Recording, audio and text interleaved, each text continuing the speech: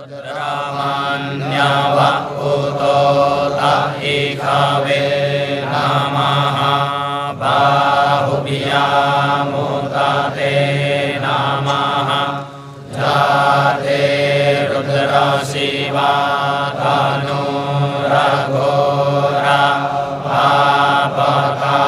Apakashini Kayana.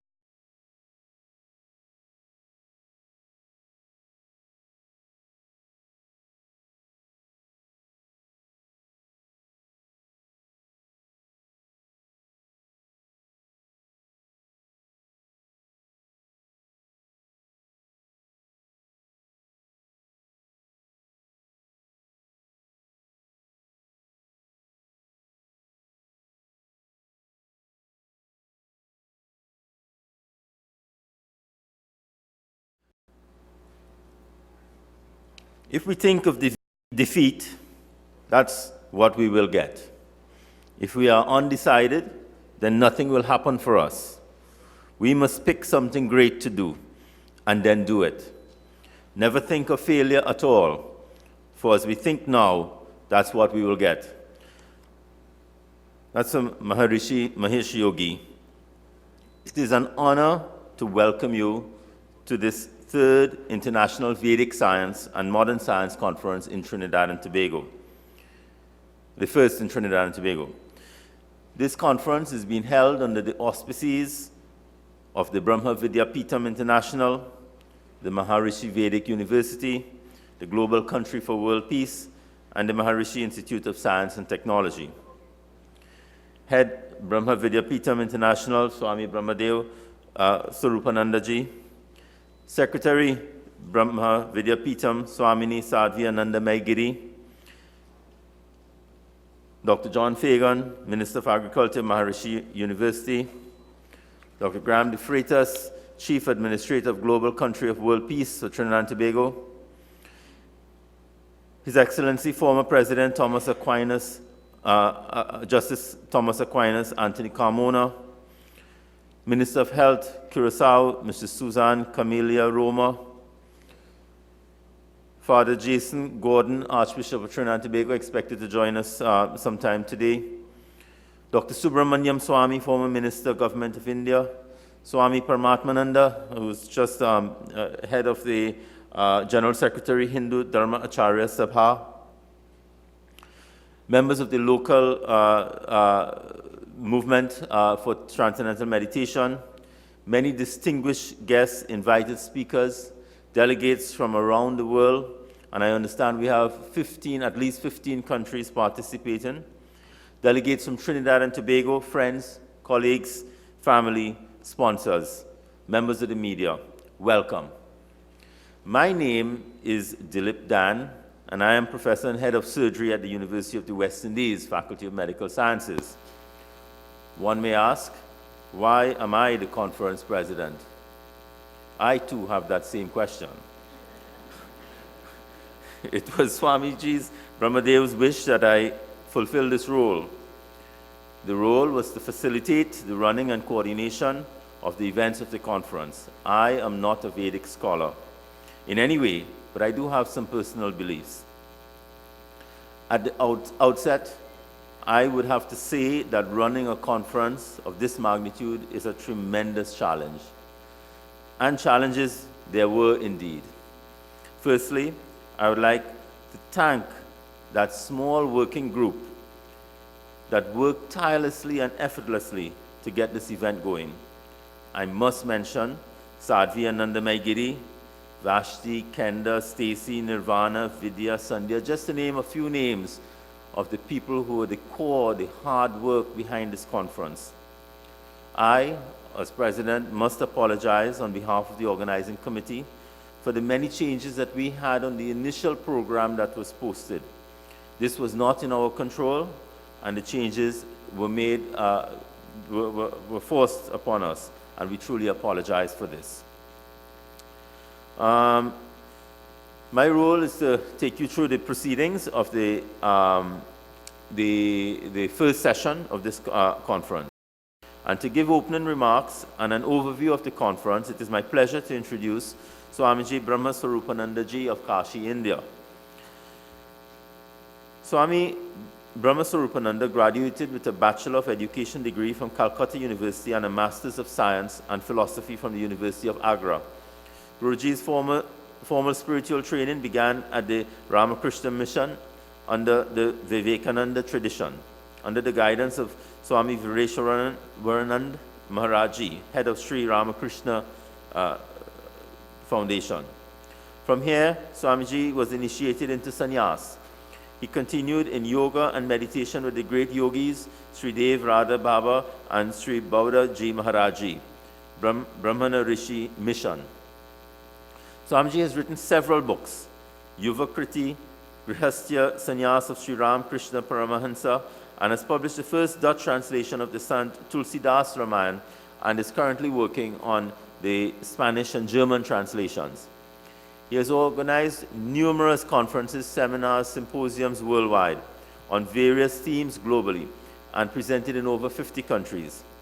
Guruji holds several positions, which include Peetadish and founder of Brahma Vidya Peetam International, Tulsi Vedant Ashram and International Academy of Kundalini Dhyan Yoga, USA, Caribbean, Holland, and India. He is the coordinator of the Caribbean region and European zone for the World Council of Hindus under the guidance of Mananiya Sri Ashok Singhal Ji. He's also the special trustee of the Maharishi Vedic University, Trinidad, Guyana, and Suriname, president of the Vegetarian Society of Holland, among many others. And if we were to continue outlining Swamiji's bio, we would spend the rest of the day here. So it is now my distinct pleasure to invite Swamiji Swarupanandaji to bring opening remarks on this conference. Swamiji. Dr. Dan, Dilip Dan, many thanks. Swamiji, with the opening ceremony, this is you presented the prayer. My more respected Subramanian Swamiji, my first Ved conference, you bless us there in India. Then in Nepal, I was there. This is our third International Ved Conference. Jan Fagan, very good speaker. So my pranam to everybody, all my brother and sister. Hemlata Didi ji. Our subject, our theme of this conference is modern science and Vedic science. Modern science, that is a modernity, but it's a modern period I divided in three parts. First, pre-modern period. Second, present modern period. And third, post-modern period. Pre-modern period is known as agriculture evolution period. And modern period, industrial evolution period. Now we are living in the post-modern period. Post-modern period has more progress, but many problems also. How to solve the problem? What step will be dynamic step? So for this purpose, we organized this conference in Trinidad, West Indies. So all speaker, thinker, they will discuss here. It is a great honor for this country also, small island. A small island but great island. Because this island between England and America, educational system of this country from England, but cultural effect of the America, and Caribbean has its own culture with Afro culture and Indian culture.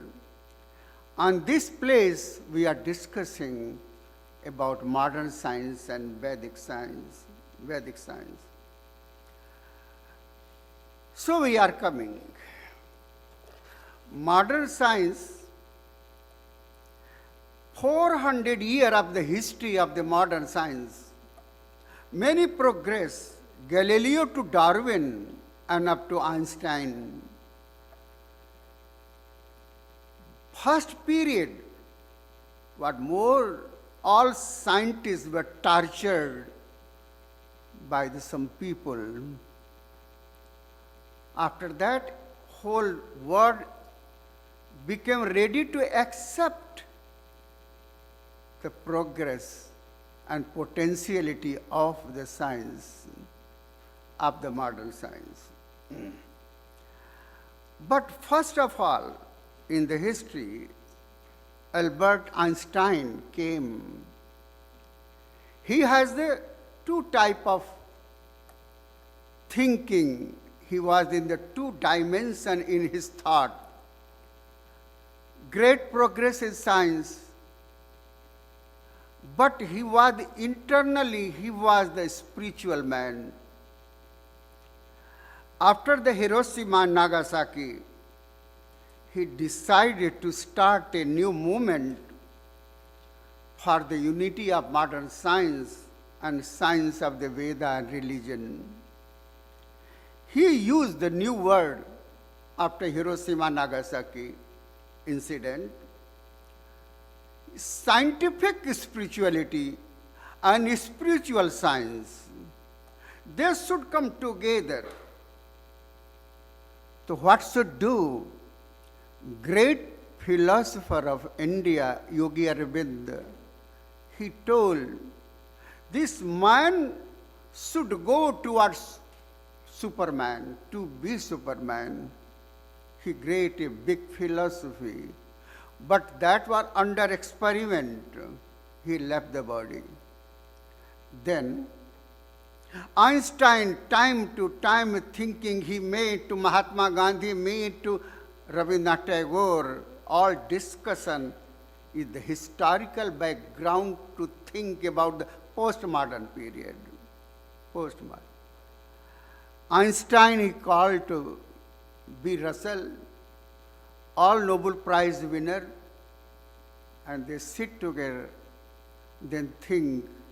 Now the man is not in danger, society is not danger. Now is the global suicide, global destruction time has come, what should do? He prepared Manifesto of Peace, very small booklet. Manifesto of Peace, he told, it is easier to denature the plutonium than to denature the evil spirit of the man. Real problem of this earth is in the heart of the mind of the man. It is not problem of physics, but it is ethics. Very nice article he presented. At last, the end of his life, he has given line, idea of Einstein, the book. He wrote, science without religion is a lame, and religion without science is a blind. They should come together. Then Maharshi Mahesh Yogi. And he started to think, he was scientist. He was in physics, master degree from Allahabad, Prayag University in the UP in India. He started to think at the lotus feet of the own Gurudev, and he decided, this both science and spirituality should come together. But how? What will be ground? Then progress of the science And then consciousness of the Vedas, this should be together. Then he told Buddha, Buddhahood of the Buddha, Lord Buddha, and scientific mentality of the Einstein, they should be together. Then he has given modern science and Vedic science, so come together. Come together. He last time of the life, Einstein started to meditation. That time, Rabindranath Tagore, of Nobel Prize winner of India, he went and discussed. 3 days they discussed. That book also available. So, my dear brother and sister, science is not able to demystify the existence. In the present time, matter disappear. In the new physics, that is quantum physics. In the quantum physics, that is not entity now. Matter has become energy. So energy can't be matter. As matter is static, energy is a dynamic. Matter is a noun, energy is a verb. This all researches with the quantum physics has come. Then that molecule and change broken into atom, and atom broken in electron, proton, neutron, positron, so many, now God particle has come. And then atom behave and is a particle, sometime waves. Maharshi told, science is coming near to consciousness. Consciousness, because the atomic energy, electron, proton divided in alpha, beta, gamma rays. That rays is a totally energy. What is the energy in human life? Then they found our consciousness. He divided, he given the 7 states of the consciousness. I'm not going to discuss that matter. Then he told Vedic science. Vedic science is a science of consciousness. Consciousness is a basic element of the creation, which is offered by traditional Vedic literature. He used the 2 words, Vedic science and Vedic technology. So he explained, he given the explanation of the Vedas, mostly the Rig Vedas. He told,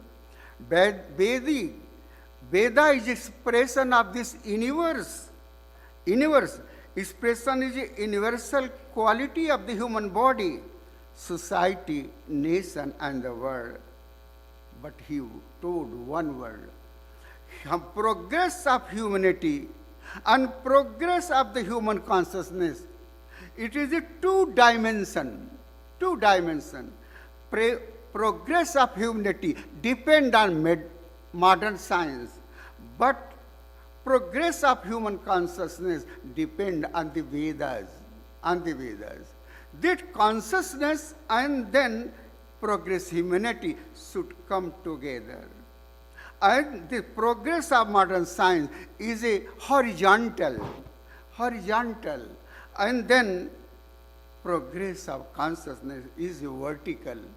One is going forward, other is going upward.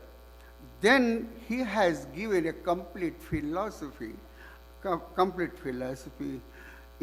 unified field philosophy he has given, and progress of modern science is a collective. But Vedic science is individual, but now the Vedic science also going the collective, how to be. He has given progress and he research. Now on basis of personal experience, of transcendental consciousness and the higher state of consciousness, million of people in the guidance of the Maharshi movement throughout the world, we are practicing Vedic technology of consciousness. Vedic science is the science of the unified field of knower, knowing and known. I'm not going to explain. Knower you are. Modern science is known, searching known, objectivity, and then consciousness. Veda, Vedic philosophy is a giving subjective. Know yourself. Then Rigved, Vedoham, I am Veda. Sarv Khalidam Brahma, whole word is a totality of consciousness. All this philosophy he presented. He told science of unity and diversity, they are coming together. Without diversity, no unity. Without unity, this body is separate, hand, feet, head. But that is diversity. But there is a unity. In this universe also is a unity. So, my dear brothers and sisters, this, both science is a holistic science and then perfect science that is necessary for our progress, for our prosperity and peace on this earth. And then the second, that is our first session. So our subject is a modern science and then Vedic science, how to make a prosperous and peaceful Mother Earth, how heaven will come on this Mother Earth. That is our dream, that is our research, that is our discussion in front of all you. So my pranam to everybody. Om Purnamada Purnamidam Purnat Purnamudachyate Purnasya Purnamadaya Purnameva Vasisyate Hari Om Santi Gurya Ved Bhagwan Ki Jai.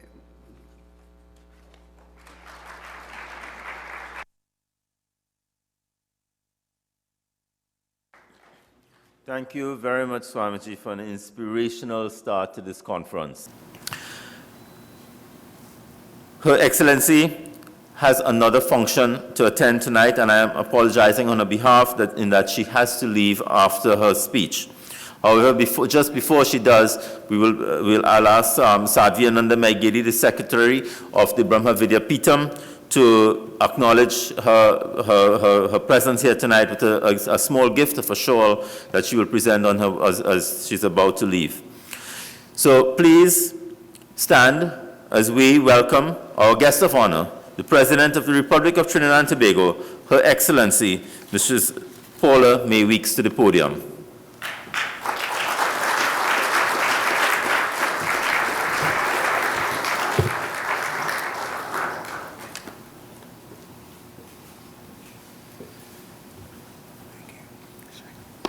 Please have your seats.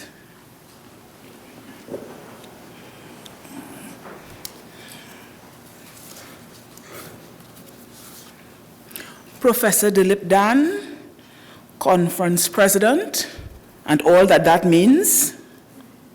Your Excellency, Arun Kumar Sahu, High Commissioner for the Republic of India, and Mrs. Sahu, other members of the Diplomatic Corps, Pundit Dr. Rampasad Parasram, Dhamacharya, Ms. Susan Camelia Roma, Minister of Health of Curacao, Swamiji Braham Swaranpananda, Head of Brahma Vidya Pitam International, and other members of the Conference Organizing Committee, other distinguished ladies and gentlemen, good evening.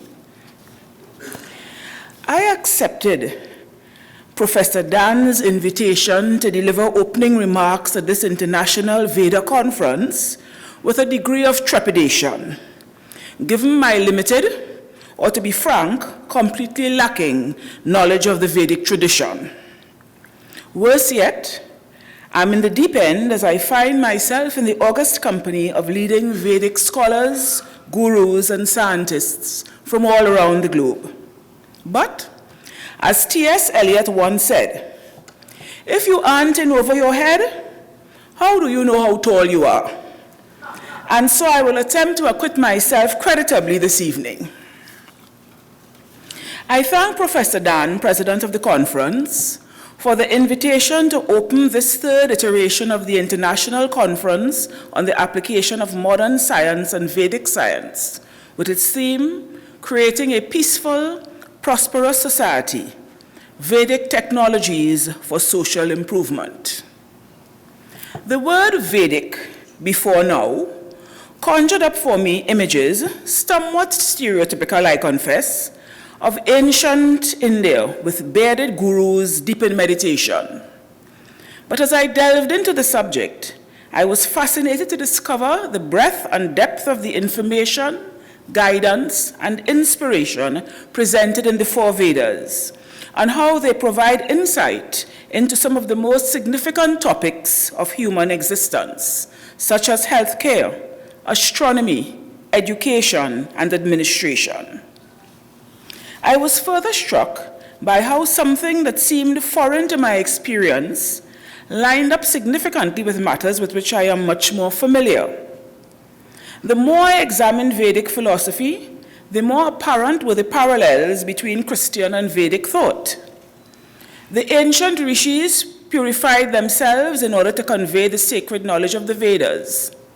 They share unmistakable similarities with the ancient biblical prophets, who were used by God to convey knowledge and understanding to mankind. And on a more fundamental level, the importance of knowledge is seen in both sets of scriptures. According to the book of Proverbs, by wisdom a house is built, and through understanding it is established. Through knowledge its rooms are filled with rare and beautiful treasures. Similarly, according to the Samaveda, the light of knowledge is fully capable of destroying the darkness of ignorance. This also helps us in overcoming all the difficulties and in achieving success in all our endeavors. Though the faiths may have different beliefs, practices, and rituals, there are underlying strains of thought that run parallel.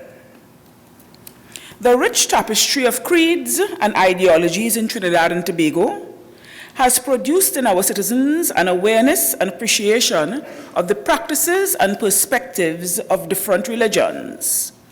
I suspect it's no coincidence that this conference comes just after we have celebrated Diwali, which we mark with a national holiday. All creeds and races share in the Diwali celebrations and celebrate the triumph of knowledge over ignorance. And we are reminded of the importance of seeking spiritual enlightenment in order to overcome the darkness created by crime, injustice, and divisiveness. The principles found in the Vedas and other Hindu scriptural texts may well present a blueprint for the creation of a better, fairer world. From time immemorial, scientists, philosophers, and global leaders alike have spared no expense in attempting to solve the world's most pressing social problems and to achieve more peaceful and prosperous societies. They have experimented with sundry approaches: international cooperation, promoting the rule of law, even sanctions, but ultimately to little or no avail. Like many other places around the world, our precious and unique country has been bedeviled by a plethora of social issues: crime, poverty, immigration, and racism, to name a few. Despite being a lawyer by profession, I have always believed that the vast majority of these problems cannot be solved by legislation or other forms of regulation. Law proscribes and prescribes behavior and designs consequences and punishments, but it does not go to the root of the ideologies and philosophies which give rise to the antisocial or criminal behavior in the first place. There needs to be a more integrated, universal approach if we are to lift ourselves out of the current morass. Society in Trinidad and Tobago could certainly benefit from the application of Vedic concepts, for example, Dharma, the cosmic law underlying right behavior and social order, which is essential for the sustenance and progress of the individual and of society. The Vedas, with their thousands upon thousands of verses, may be perfectly suited to filling the gaps left by modern science and the law. In the 21st century, we instinctively turn to conventional science and technology to conduct everyday life and solve problems. Communication over long and short distances, travel from one place to another, the execution of financial transactions, and the diagnosis and treatment of diseases. These conveniences help us to overcome the challenges of the physical world, but they do have their limitations. Vedic science and technology may help us to transcend those limitations and confer benefits in all the realms: physical, spiritual, and psychological. There have been numerous studies conducted on the value of meditation, stress reduction, greater self-awareness, and increased overall well-being. The Maharishi effect, which postulates that as little as 1% of a population practicing transcendental meditation would result in the improvement of the quality of life for all, has actually been shown by some studies to reduce crime and violence in places such as Washington, D.C., the Union Territory of Delhi, India, and Metro Manila in the Philippines. As a once aspiring yogini about 20 years ago, I can attest to the many health and wellness benefits of yoga, one of the 6 orthodox schools of Hinduism, which recognize the authority of the Vedas. But I confess I have never attained the heights of consciousness that will allow me to be successful. Another popular application of Vedic philosophy is Ayurveda, an ancient system of medicine aimed at achieving a balance among mind, body, and spirit. It promotes good health by ensuring that these elements are in sync. Ayurvedic medicine is well known in Trinidad and Tobago, and as recently as last year, was advanced by our Prime Minister as a possible area of collaboration with the government of India. I am quite sure that the members of this distinguished gathering will flesh out the application of the comprehensive knowledge contained in the Vedas in light of your chosen theme. Undoubtedly, they contain invaluable treasures for our nation's journey forward. And I thank the organizers of this conference for their commitment to unearthing these gems and applying them to our sundry obstacles and the rest of the world. Peace be with you.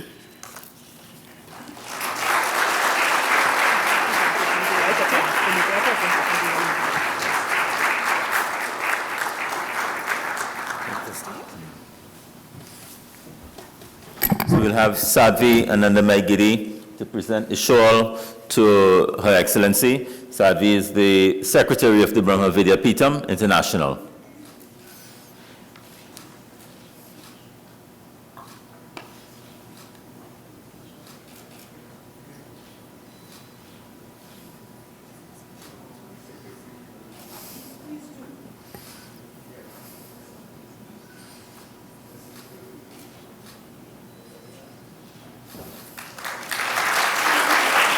Thank you very much, Mr. President. May I ask that you also, thank you very much. May I ask that you stand for the President's departure?